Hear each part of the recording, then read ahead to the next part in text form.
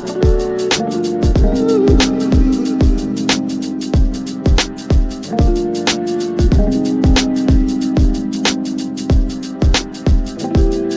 Talk with Carl and Charlene. Real talk for the real world. Let's get it.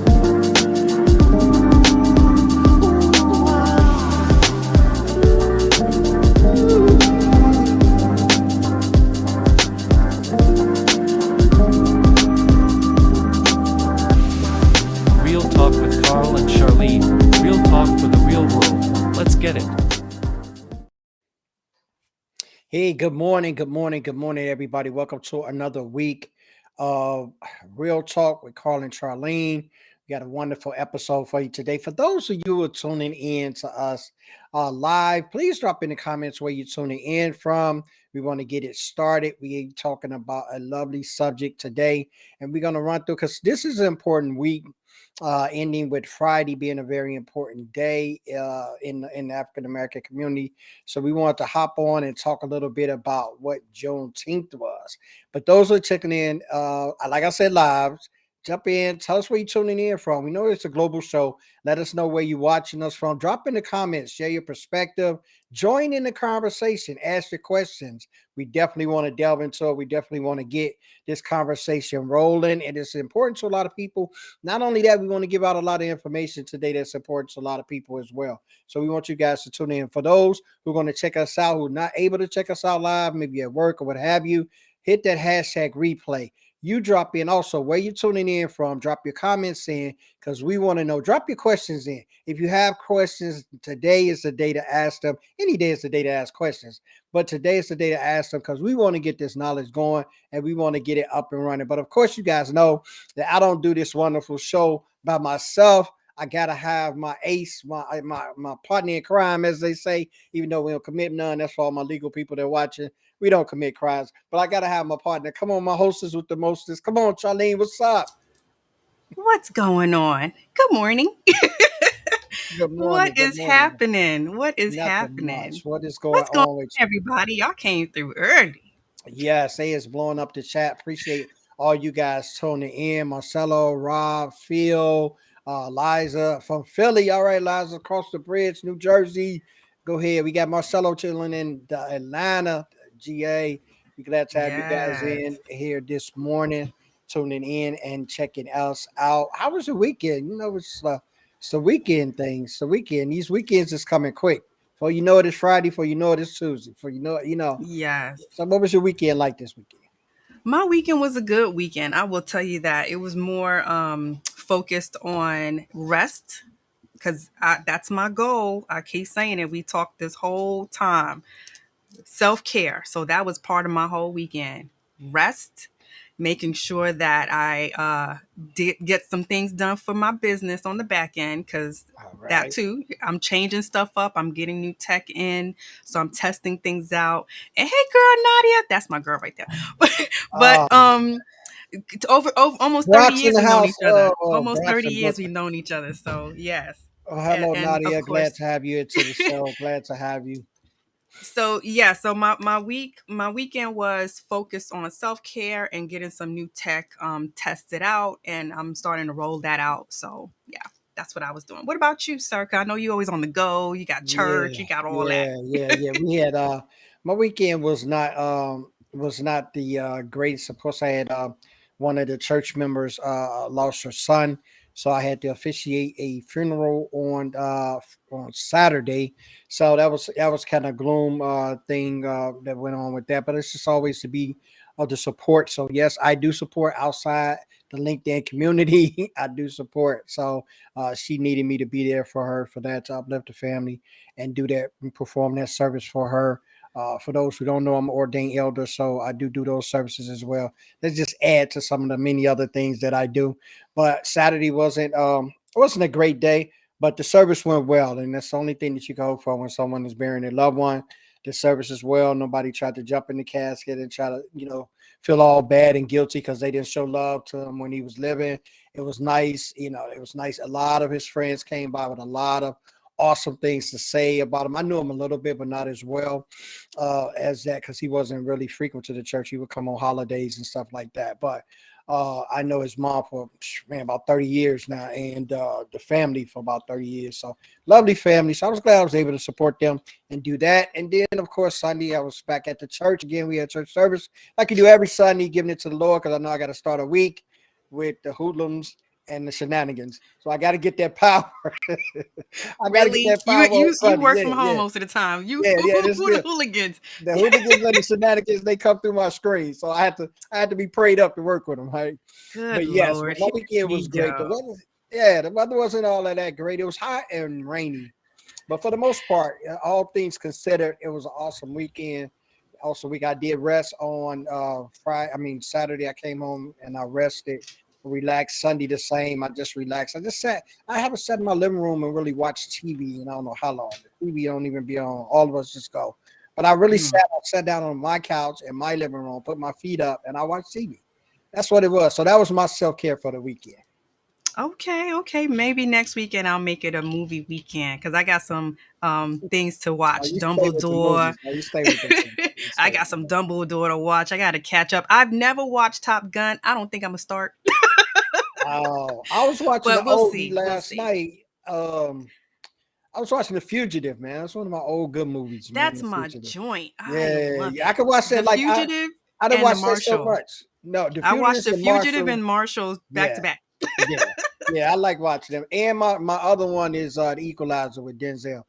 My Yes. family hate when I watch that because I'm saying it word for word. They like really let him say the words. I Maybe like we I know should the do an word. episode where we're talking about all the films and stuff that we loved. Because I'm sorry, Yes, sometimes you just got to watch certain things all together. yes, But you do. let's But they let's ain't. get But down they to yeah. it. Let's get down to what we talking about. Let's We ain't get talking. down The to it people because we come can to talk talk about about. this all day. Yes, we can't talk about But that. today we're really talking about um. I hear echo, but sorry, I don't know where that's coming from. But Yeah, we're not oh me. man, our guest just he's in and out. Hold on. But we're gonna start and our guest is gonna jump in. Our guest today is Martin Pratt, LinkedIn family. If you don't know Martin, you're not doing You're LinkedIn not right. doing LinkedIn right.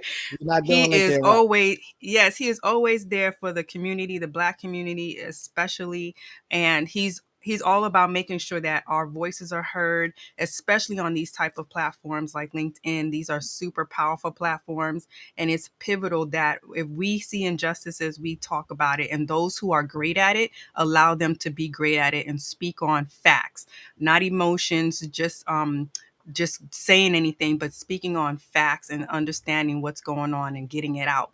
So Juneteenth has been one of mixed emotions, mixed information, all those kind of things. And today it's really not about dispelling a lot of the notions that are going on. It's about having a conversation about what is Juneteenth.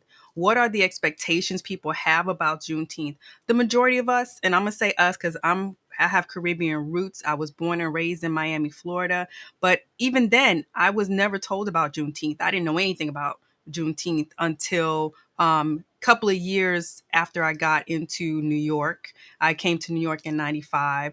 So one of my friends, Peter Shawn, she's always about making sure that I read books that are not easy to find because that's where the truth comes in. So she's helped me be one to always look for first edition books because a lot of times, as we know, when books are going through different versions, information gets changed, things get taken out, then you can never find it again. And a lot of times, if you find first editions that are highly priced, a lot of times it's trying to keep it out of the hands of folks who need to read it.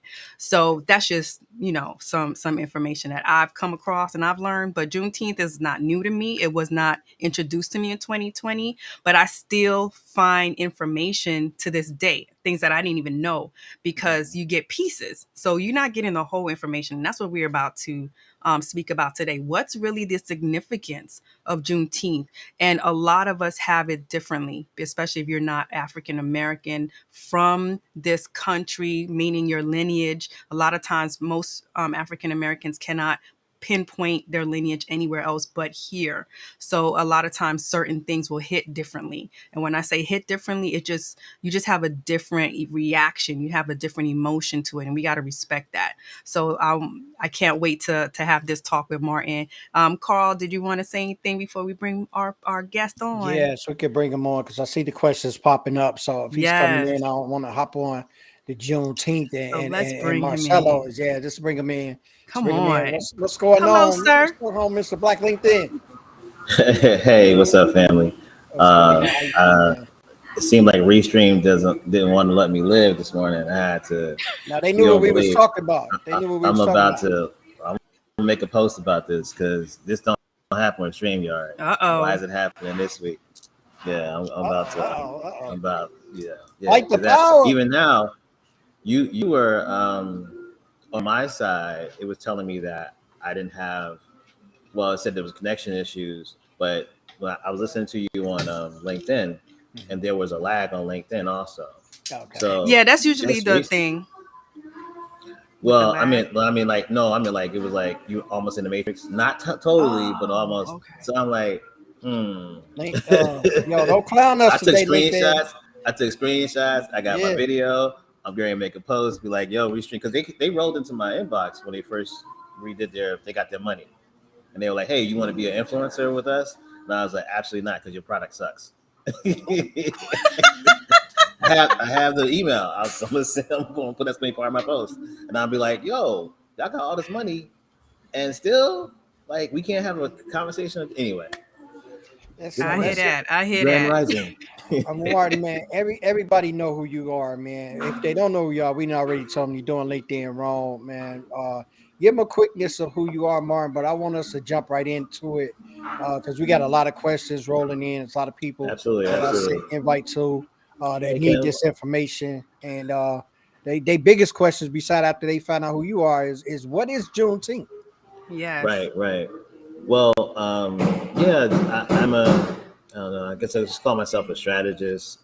Been working around social media, digital marketing since the '90s. I'm actually in a cafe that's black owned here in Louisiana called Lamp Lighter, and it's a beautiful cafe. So you could, I saved these. I didn't eat them, so yeah, I can just show y'all what real donuts look like. These are called beignets. These are homemade. See how the sugar just rolls up. You can't really see because, but these are square donuts, and so that's what a beignet looks like. That's what All right, Louisiana donut looks like. But all so right. I've been marketing black businesses since the '90s and just helping black entrepreneurs or professionals or black companies reach black people online. And during the pandemic, my lawyer told me I need to go to Clubhouse, and I definitely had not. I wasn't trying to be on Clubhouse, and he told me that he was going to drop me as a client if I didn't get my butt over there.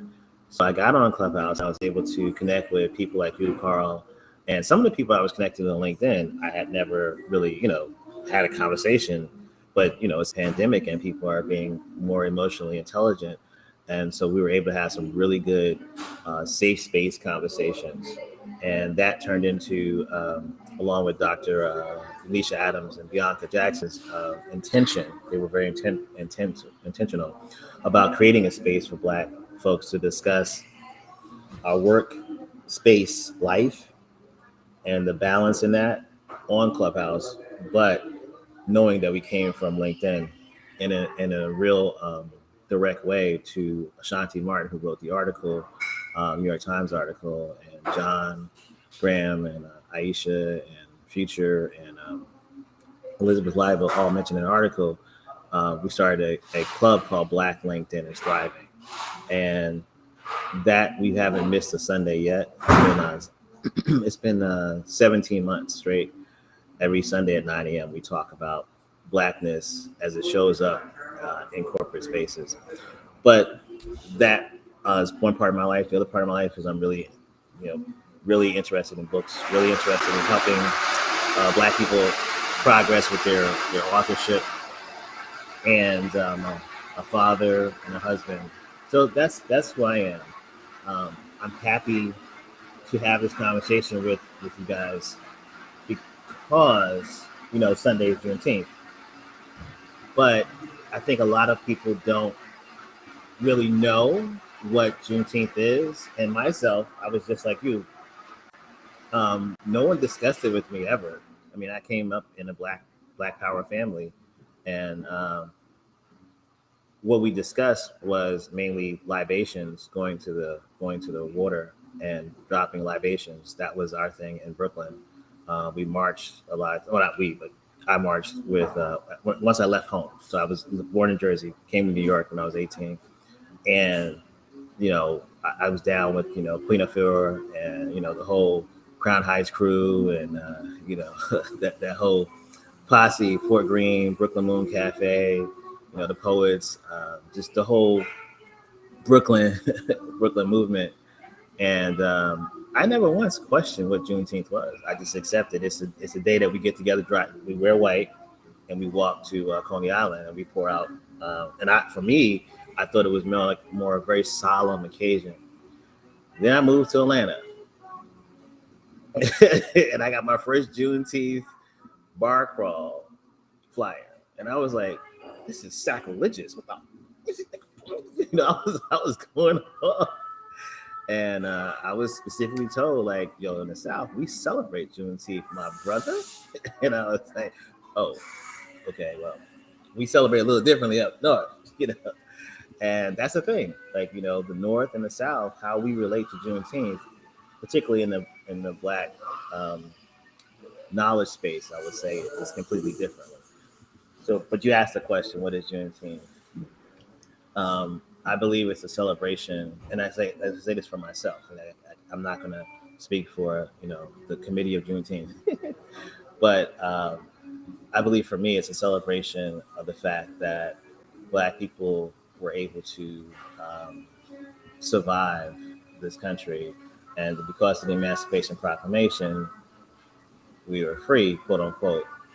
There's some parts to that it's hard for me to navigate mentally because we're still not free. So but anyway, that's the date that we chose to celebrate it. And unfortunately, two years after that, the announcement, 1863, the Black folks in Galveston, Texas, were realized and were told that you are free. So there were slaves who 2 years after the Emancipation Proclamation still didn't know they were free. And I want to say this because I've said it for years, since I've never said it publicly in a forum like this. But there's a misquote by Harriet Tubman when people come to that point of freedom and slavery, and I personally quoted that falsely. And the misquote is that Harriet said that she freed X number of slaves, but she could have freed more if they knew they were free. Unfortunately, she never said that. Sounds good though.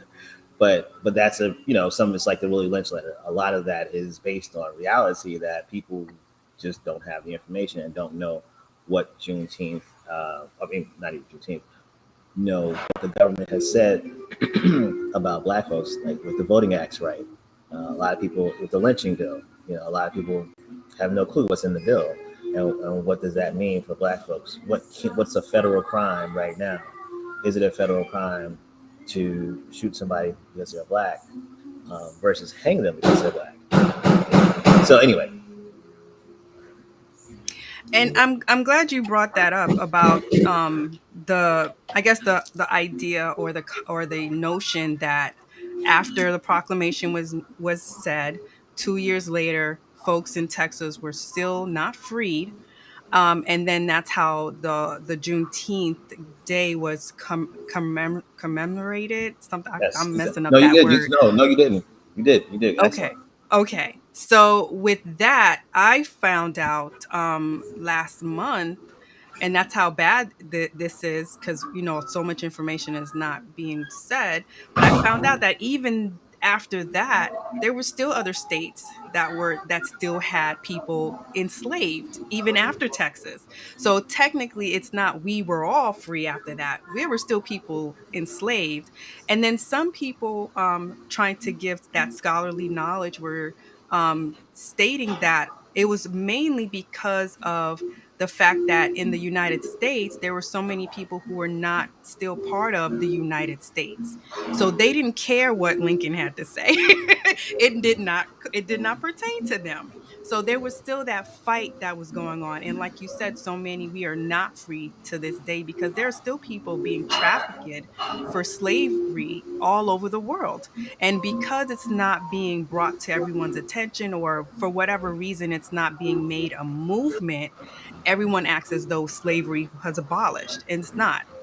So I think a moment like Juneteenth should it be a moment for us to celebrate or acknowledge what happened? And acknowledge in the sense of there's a lot of times a solemn dinner or something like that where we call the names or we acknowledge what happened. We reiterate the story. We try to find the truth and continue to tell the truth on certain times, and that's the celebration, similar to how you would see the Holocaust being being remembered but not technically celebrated.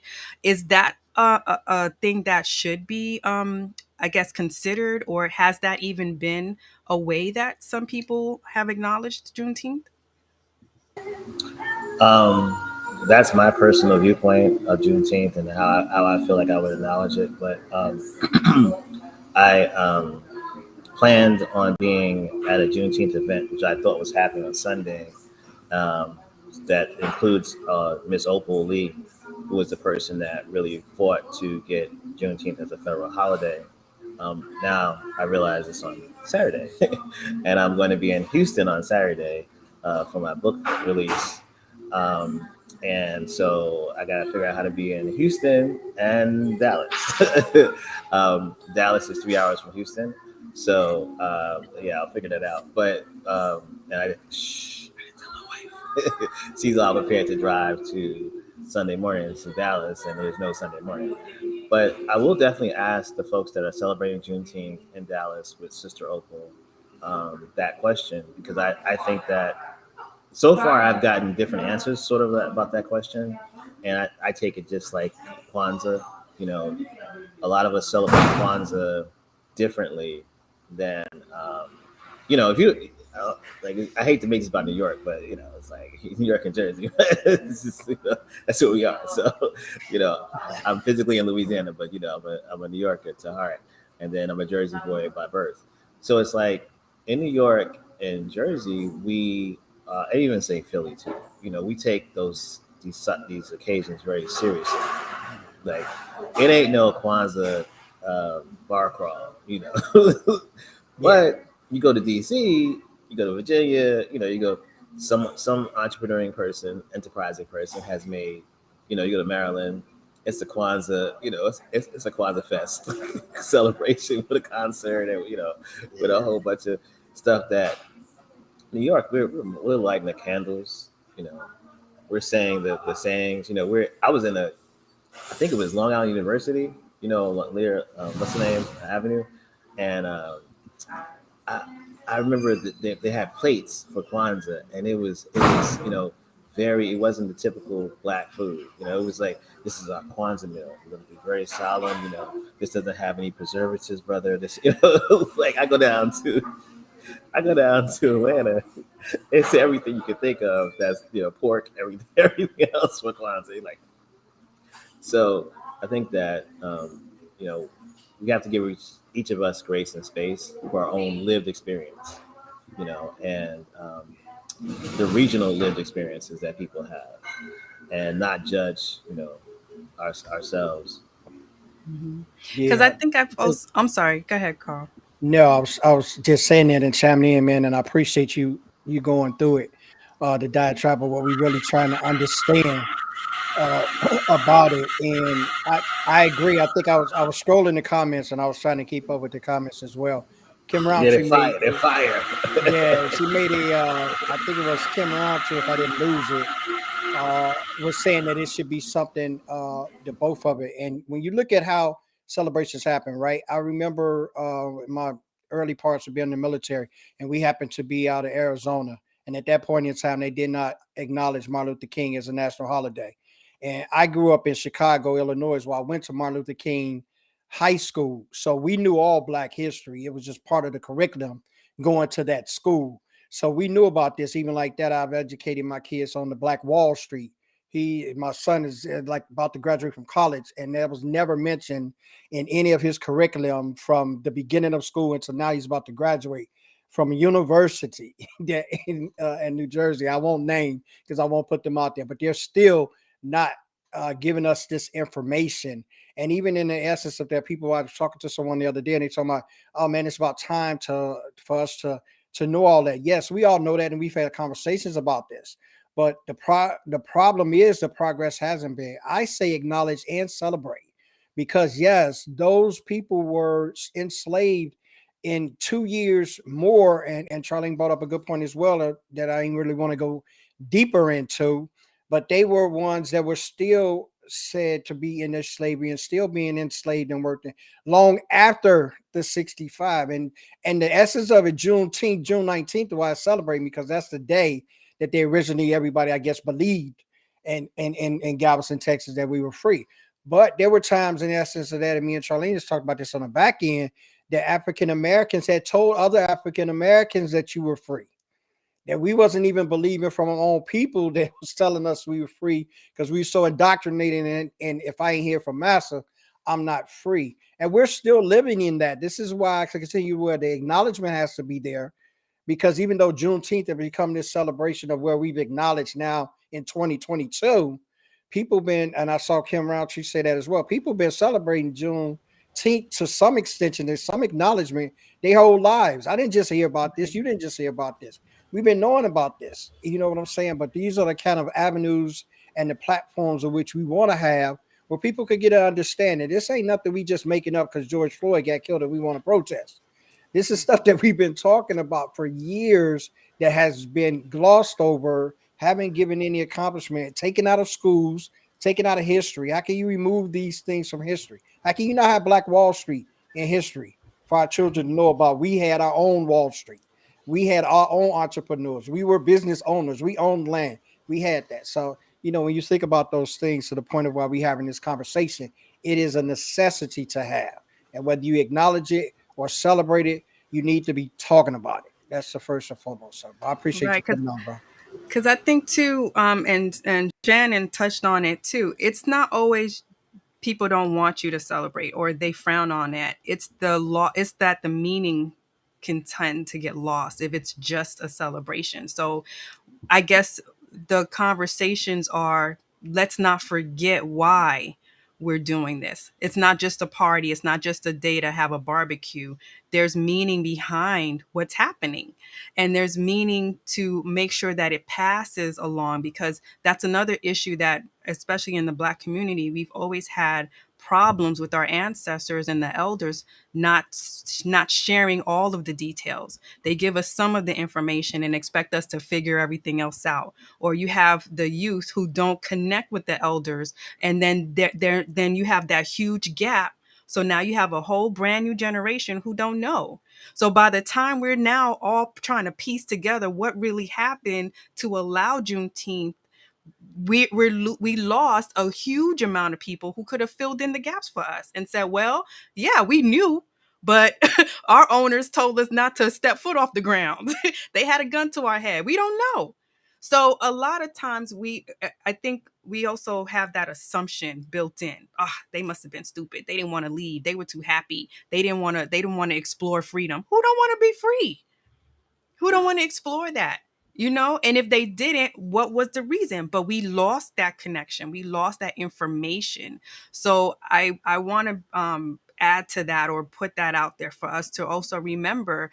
Let's not forget the story behind it, and allow the connections to remain. So we're not just throwing in any filler or allowing external forces to change what the meaning is. So we already saw Walmart got a whole foot in their back because they decided to promote ice cream. What are you doing today? You know what I'm saying? Wait. So I gotta jump in there please because at take the Walmart over. one, no, well, not the Walmart one. Then there was Indiana with the Hmm. children's museum. I'm Yes. like Tell children's tell folks museum. about the museum, so if Right. they don't know, please. They had a Juneteenth um, watermelon salad. They were selling for $10. I was actually upset that they were selling it for $10. I was like, who's buying watermelon salad for $10? But yeah, and of course they issued an apology. I I have it's like what Brother Watkins is about um, both, and I'm a proponent of both always for Du Bois and Booker T. I think just both. for Malcolm and Martin both. The personal challenge I have with both when it comes to Juneteenth is that I feel like, when you make something a holiday versus a remembrance, and I get it.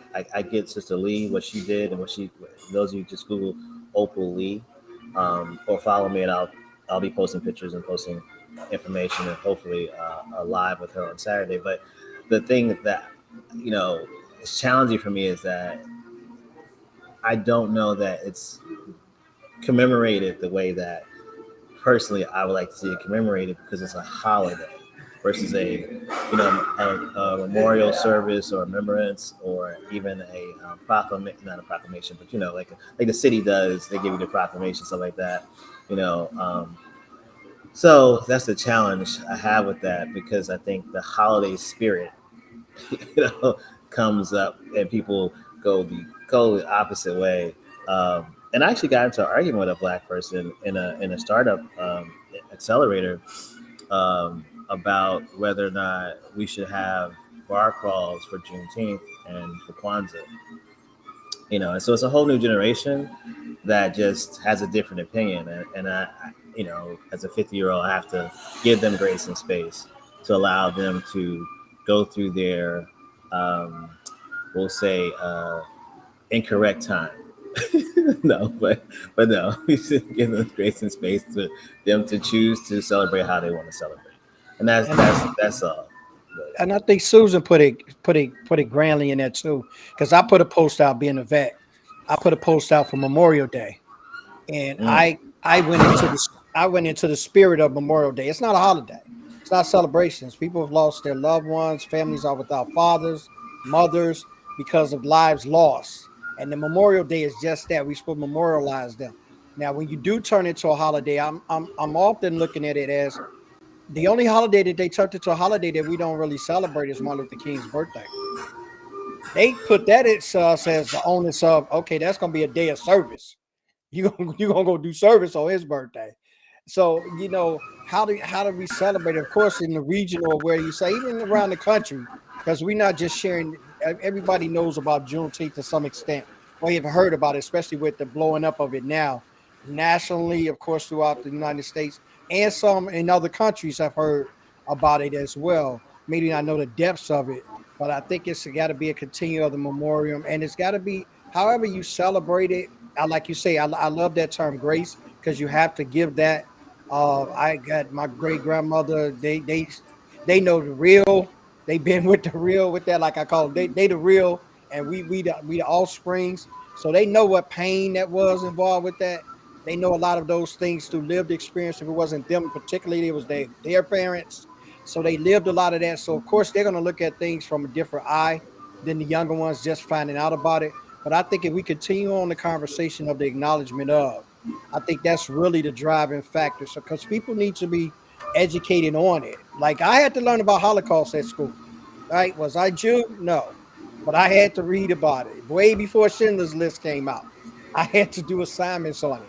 You know what I mean? Those are the kind of things that really, to some extent, just gets up under my skin, because we have an issue of just highlighting particular portions of history that's favorable to us as an America, and it's like really, it's really, I don't know what to say behind that. It's really, Because like it's really so many are messed up. dropping in That's the what I say. chat. So many people are dropping it in the chat. It's about what's the spirit of the event. We Yeah. can't lose that. We cannot lose sight of that. And I think that becomes a disservice to everyone behind us. And yes, we can give grace, but we still need to make sure we acknowledge that this was not just about celebrating. Yes, we want to celebrate that they finally were released, they were Right. free, but they still had others that were in the game. They still had others that were suffering, but this was a disservice to them. This was a disservice to them. Yes, they were free, but you owed that to them. You owed that to them and more. So we want to definitely make sure that the Yeah. stories don't get lost in it. And we gotta push And that. How you feel about that, Mark? I was going to ask you that. Just jumping in. I think that. Go ahead, Carl. I'm sorry. No, I was going to say, go ahead. No, I was just gonna say that this year I've been blessed to really be a part of a bunch of different conversations around Juneteenth celebration. And so we have in the chat, we have uh, William. And William is celebrating Juneteenth in Florida on the Metaspace with a group of children. He's a educator there in Duval County, I believe. And William is doing some really cool things in Metaverse. They're having a Juneteenth celebration and combining that with the real life and also online life in the Metaverse. So it's interesting. You have that happening, and then you have places like Dallas that's doing a walk commemorating Sister Opal's journey to getting into a federal holiday. And um, you have Richard Olson and the Black Think Tank doing a Juneteenth celebration in Houston, along with their first what do you call it, first summit. So this celebration they're doing is about learning. It's going to be a teaching day, not so much a party or a dance or any kind of music or anything. It's going to be all day learning fest. So I think everybody, you know, celebrates Juneteenth like you said, in their own space, in their own way, and really excited to be a part of different conversations around how do we celebrate Juneteenth the most intelligent way and intentional way that that person is doing, not how I would do it or how you would do their intelligence and their intention and make that. But I think also we have to have this conversation around how do you want support and sponsorship, and to make that most intelligent way possible also, and not just some marketing campaign that is not intentional and is really awkward and weird, like LinkedIn turning its logo red, black, and green, and then hiring That part. Tyler Perry. Yeah, and like he's a local spokesperson for us all. Don't get me wrong. I appreciate what the brother has done, but he's not my mouthpiece. When I say that, and I'm thinking about what you're saying in the essence of that, and I think Kim, I'm giving a shout out to you guys. So you guys are dropping amazing things in the comments, and I definitely want your name to be tied to it. Kim talked about that. She dropped in the Juneteenth, but she also talked about earlier in the comments about the education. That is prime. That's prima factor what I'm about. If we can get the education piece out, because a lot of people don't know, even our own don't know. And it need yes, I can agree with that. Now it needs to be a curriculum, and I'm all about why you taking stuff out to school. I've been on game about why you take stuff out to school since y'all stopped letting prayer in there. And y'all stopped letting prayer in the school. We used to say prayer in the beginning and do the national anthem and say the prayer in the schools. My grandmother used to say, boy, when they take that out of school, I remember she told me a long time ago, when they take that out, we gonna have trouble. And I declare ever since that time, we've been had trouble in the school. Y'all don't want to put the correlation together. You don't have to. It's what you think, it's what you believe, it's your faith, it's how you do it. But I know from an essence of watching it, we have nothing but went downhill since prayers left the schools. And that being said, I think the educational piece is this is the real necessity upon the celebration. The celebration should be the education for others to understand not only just the acknowledgement of what took place, but the acknowledgement of how people are still in the mind in these places. Because Mm-hmm. still a lot of people, whether it's corporate, whether it's that, because they need an education on even for them to back us, they need education on what is correct for us. Not putting colors on the ice cream bucket and selling it and calling it June 16th. But what is the education piece that Walmart and all of these kind of big name things want to get behind, and McDonald's and all that? I'm just using them too. The 365 Black, how the exploitation is there for the financial means of them, how the rap music is played on their videos, how what I'm saying. I could go deeper into it, how that exploitation is done there, but how can we as us educate them on how to be without us looking for an opportunity for us to just jump on money? Yeah, because I think that's part of what a lot of people are asking, especially Mhm. those who are not African American. How can they celebrate or help with the remembrance of Juneteenth and still be respectful of that of what it means? You have any ideas we can brainstorm? Because I know one of them is definitely to self-educate, make sure that you're knowing enough about the about what Juneteenth is, so you can help spread that information, spread the truth about it. What do you think, Martin? Yeah, I think that it's like with anything else, when we have an 8-month-old, and so she develops a rash or a cough, or right now she's waking up at 9:30 and staying up to 4 a.m. So what we do is, yeah, she on that overnight life. But what we do as parents is we are researching, what other parents have done to successfully put their baby to sleep overnight. And I don't understand a lot of times why, when it comes to Black things, it's so difficult for folks to research. Like they research, why bees are not in the world.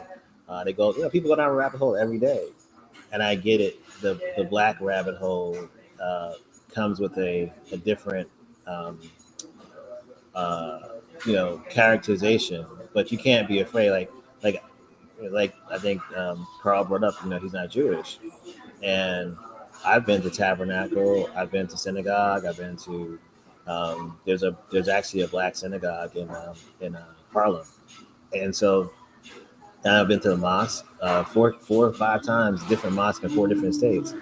Um, yeah, I could make a mistake and say the wrong thing or step on the carpet with my shoes on, or but that's life.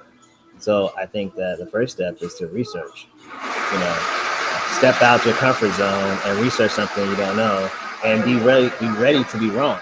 Like, be ready to get the wrong information, and hopefully you have more than one Black friend. But if you don't, you can just look at the hashtag on LinkedIn, and you will learn a lot about Juneteenth. You will. I don't know that. Maybe I'm wrong, but I don't think that you research Juneteenth on LinkedIn, you're going to get the wrong information. I haven't seen that. Now, if you did that same thing on Google, you might get some wrong information. We're on LinkedIn right now. We're talking to professionals in a friend space, and I just think that people can rethink it's on. I don't really feel it's comfortable saying, as Black people, we need to go tell people about what Juneteenth means. Um, but at the same time, there's another contingency.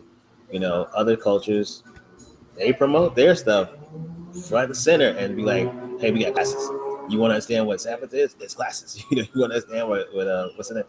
So, I think that there's a space for that, for us to do some work to really educate people on our stuff. I'm not saying I would do it, but I think there's a space for it. I think we do have, as a race or community, some work to do to have an educational arm. And I honestly, you know what? That's a Smithsonian museum. I'm gonna take it up with the Smithsonian. They got the money, so like develop an online. My charge to the Smithsonian, you took the African American Museum, so okay, now it's your responsibility to proselytize the African American experience in America. So maybe that's one thing we can look to these, progressive, forward-leaning place that are not Black, to say, hey, did you sponsor any educational piece for general America? Not for Black America, but for general America, to know what things are. Um, and make sure that people like William Jackson, our teachers are supported, people on the front line that are educating us, bookstore owners, there's a lot of people that are in this giving information. As an author, I was real intentional about making sure that the Black toolbox is going to Black folks. Like, this is not a toolbox for white folks to necessarily learn how to use Black tools. This is a Black book going to Black folks. But I think in Juneteenth situation, it is a federal holiday. It should be, something that is intentional on the corporate America side to support educational efforts so that everybody has a great Juneteenth commemoration. And Yes, I yeah, agree. and that's the importance of that.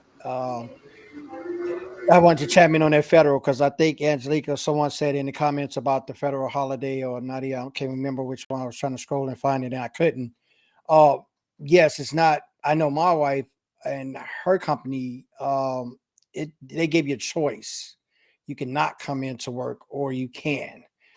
So I think that's also like I was talking earlier about how it took Arizona so long to really give Martin Luther King a holiday out there where it was made federal. With these states and the statutes that they have, they play the games how they want to play them.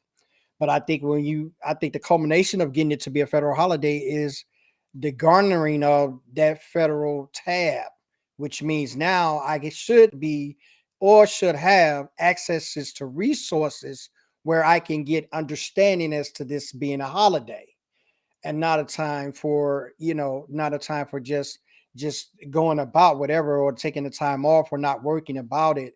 I think it is. I enjoy the point that they made with Martin Luther King and making it a day of service because it puts an onus on the education piece.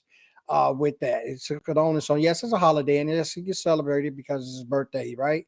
It's a celebratory thing, but it also put an onus on finding out who the man was, what the works was, what his journeys was, what was the things that he advocated for. And I think when we have these holidays like that, there's no follow through with that on that. Now they have this holiday and it's what it is. Like you said, wherever you're at regionally or locally or what have you, when you're looking up this information, I don't know. I work in in a law firm with two prestigiously old traditional white partners as attorneys, right? It's 200 plus attorneys in there, right? It's three minorities in there, and I'm one of them, right? And they know my stance. So me talking about it on here does not shade anything that I do as work. But there's always a collection of when things happen to my people, and I say my people for color, minority, those things, the inquisition comes from them as to me, why are we acting like that? And it can be annoying because I know a lot of people say, well, give us some information so we can help you, we can support you, we can be there for you, and we can show what we want to. We don't know about that. How do you know and find about anything? You have training, you have teaching, you have resources, you have courses. Everything takes the initiative of the individual to say, oh, this is something that maybe my coworker is affected by. Let me go read a little bit on this so I can have some sensitivity to the fact, well, I'm the vulnerability guy, so I'm going that way. I can have some sensibility to the fact that he's African American here in this big firm, and it's only three other people in here that looks like him. Why do we feel it's a necessity to come ask him all the black questions, right? And there's onus on, and I'm with some well-read, intelligent people. If I start shouting out their schools, you'd be surprised that they don't know anything about that, and you probably wouldn't. But my onus on saying that is that there is the education piece in it that I think is really important, and we have to use. I'm right along with William. We have to start at the process of how are we training our kids up. Let your kids grow it up. If you're not a minority, your kids should be learning some of these things about this, so they'll have some kind of inklingness of dealing with the kids they're going to school with that are not like them. We got to be responsible for that passing on the torch and training up as well, man. I agree. 100%, 100% there, Carl. And I think that we're in a different time period than even 2019. I think my expectation of someone else's emotional intelligence is higher.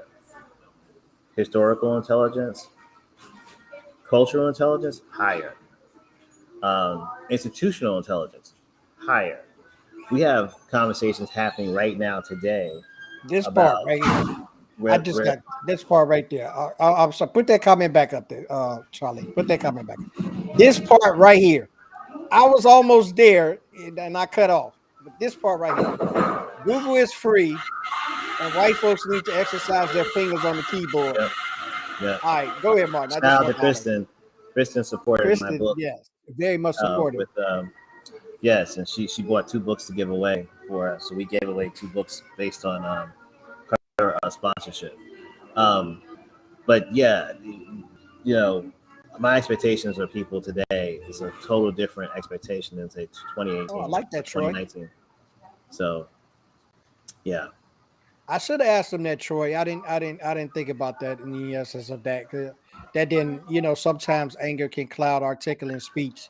So when I get angry about them asking me the questions about that, because of course I work with the firm while George Floyd was there, and then we do have, because I'm studying civil rights, so we do have some civil rights attorneys within the firm, and the collection of questions that I received at that point in time, with the essence of that, from the non-committal to understanding, was really a lot for me. And I can't even tell you how I'm articulate enough or smart enough and to know what I don't need to go past. So a lot of conversations ceased to continue because I know where I would have went from that point, and that doesn't make me an angry black man. That just put me in a situation of where, because I'm very articulate and understanding and saying what I need to tell you, but it puts you in a situation of, okay, I'm not the book, and I think Shannon put that right. I'm not sure. I'm not sure education piece, and for you to ask me that, in essence, tell me that you're not really interested in getting an answer. You're interested in kind of placating me to see what I would give you, so you can share that among your friends. And that's not where the real acknowledgement comes in at. And this is where we've been as a country since day one. We don't acknowledge. Right. We don't acknowledge. That's really what it is. You took from the Indians, you took from the blacks, you built everything up, just put it plain. This is real talk. We put it on the backs of all of us, and then you say, oh, we won't put them in the history books. We won't put them in history books. So I definitely want to kind of sum up a lot of what we've said is just to really get to the heart of this, understanding the significance of Juneteenth, and Yes. it's not just Juneteenth; it's any event that's going on. We Yes. have to get to the root of why these events are happening, why these are being allowed to go on and be unrecognized for the wrongs that they've caused, the harm that they've caused. A lot of times you keep hearing that, the black community is behind, the black community doesn't do certain things. But if you understand and see what's going on and acknowledge the historical damage that has been done and has still not been addressed and properly, to a lot of people's feelings have not been properly reconciled, then you can really understand why so many issues are happening. I continue to be reminded life in history does not happen in a vacuum or a silo. If you look at history and look at all the different events through your history book and start looking at the years that these events are going on, you can actually start to connect the dots with them. So it's really about understanding that the significance of us understanding Juneteenth and all of the events is to shine the light on why things are going wrong and the perpetrators. Because a lot of times perpetrators like to change their name, change the name of their town, and all of a sudden, oh, this is a new town. This is the first time we've had the mayor. No, it's the same piece of land that you've been acting up on. So let's really understand that your behavior really affects generations. So as we are all here building connections on LinkedIn, building community, we have to not be afraid to call out what's wrong. And we cannot be afraid to start making suggestions on how to change. Is one thing going to work? Of course not. That's why you have people working in tandem with each other. They're not doing one thing at a time. They're doing multiple things to come to a single conclusion of we need this to change. That's just the bottom line on that. That's the significance of us having this conversation, and this is Martin's second time with us. So Yeah. we're never shying away from black issues because they're everyone's issues. If we are as a community not functioning properly, then that's not just us being broken. That's something societal going on, and it affects everyone. So you can't just put one group in a little silo closet, put them away, and think everything else is going to be okay. No, it has a ripple effect, and we have to acknowledge that. True. True. Yeah, one of the other pieces to what you're talking about um, is part of the process that it's still being fleshed out, even though it's happening on a Saturday. There will be an announcement of $2 million that has been allocated to, I believe it's 43 different organizations, and those organizations are on the ground working for the community through reforming police interactions. And so this is a organization called Stand Together that's funding this movement through a program they call Heal America. And so of those 43 organizations, they're all Black, and they're all in this country looking to build stronger Black communities, but don't necessarily have the capital to do that. So this is across 18 different cities. And which just what you said, part of, I think, the responsibility of the billionaires and the elite class in this country that benefit off of a lot off of how structured this institutional and systemic racism is. Um, Part of their responsibility to show up, and $2 million is doesn't move the needle per se, but it starts a conversation in these communities. Like one of the people that's affected by police brutality, he was shot in his back 6 times, and he's in a he won't be able to walk. But he went ahead and started an organization in his community in Pittsburgh, and so they're supporting his organization that's really looking to reform and build a relationship with the police department there in Pittsburgh. Also, on the other side of the table, you'll have the Black Republicans and the Black, conservatives always say, bring up, so we talk about police reform, that Black on Black crime is what? In gun violence. So that same organization is also identifying victims of gun violence, people that are working in the community to heal the community from gun violence. They're also identifying them and funding them. So this is the first time over the course of a summer that anyone that I know of has done this type of initiative. So I'll have more information probably by Friday, specifically a press release and everything else. That's what's being announced on Juneteenth, on the Juneteenth celebration I'm going to in Dallas. And I think that, if we can combine these type of events, like what Carl's post talked about for Memorial Day, we can do both. We can celebrate something, commemorate something, and progressively move to a Black solution, not just relive people's pains and almost use the pain or the entry point into the common psyche. That entry point, Juneteenth, slavery. Some Black people weren't free, and sponsored by Target and Chase. It's a little bit disingenuous, and there's definitely a way to have events that are mainstream and that are information based, but at the same time, we have real problems today. Our ancestors didn't die in vain, and they also didn't live in vain. So it's not just the people that died, people that lived. So we have to do better, but at the same time that we have to do better, the system is designed for us not to do better. So if we don't get to that place where we're holding corporate America accountable and asking for or demanding partnerships to really give our community solutions, then I think we're going to have the same conversation over and over and over again every year. Yes, and we like to make sure that our audience and our community takes action. So I will say this to you, as you've heard already: do some self-educating. Look up some organizations that are legit and that are actually trying to make change. Martin has dropped a lot of those names in this show today, and of course, hit him up. Connect with Martin. Meet him on Clubhouse. He says they have not missed a Sunday.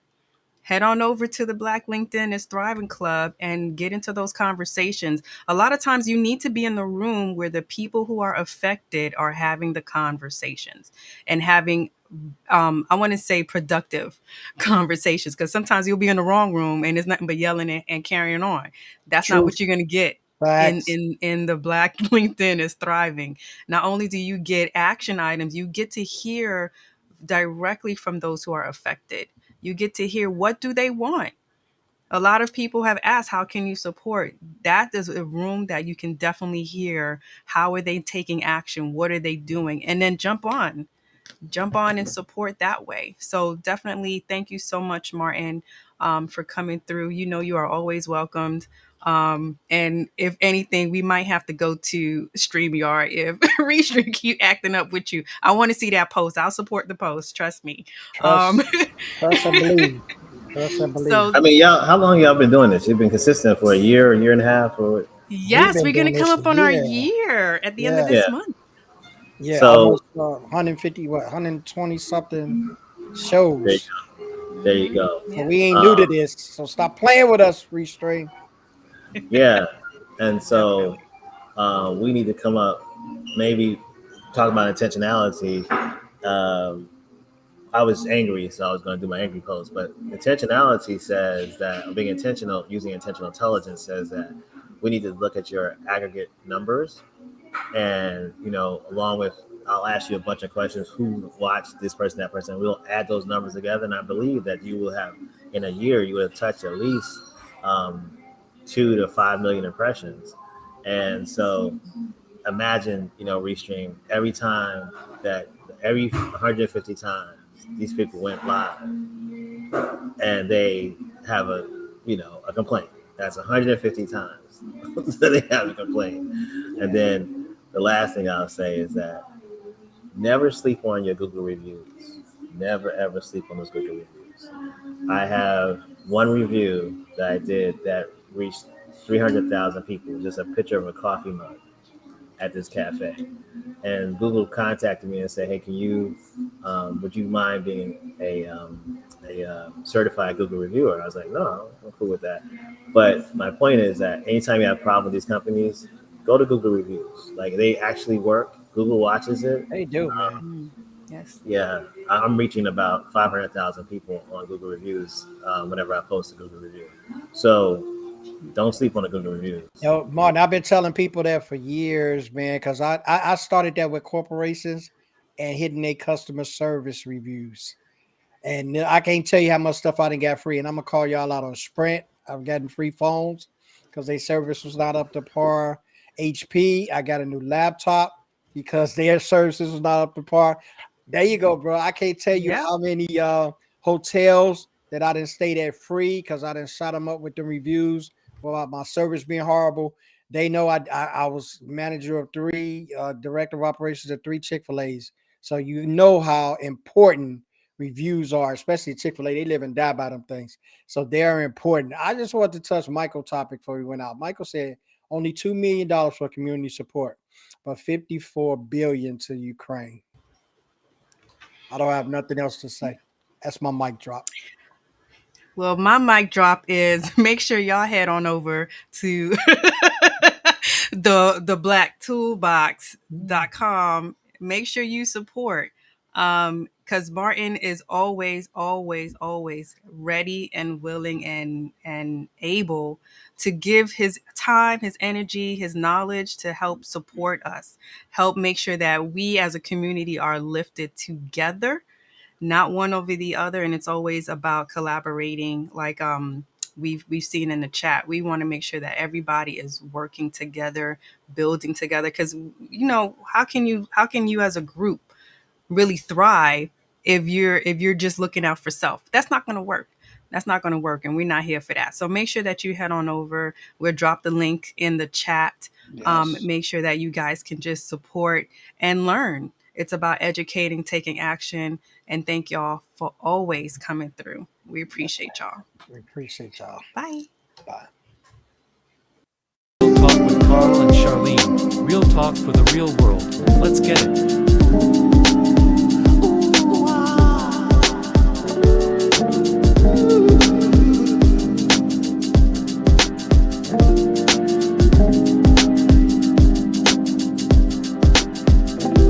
Real Talk with Carl and Charlene. Real talk for the real world. Let's get it.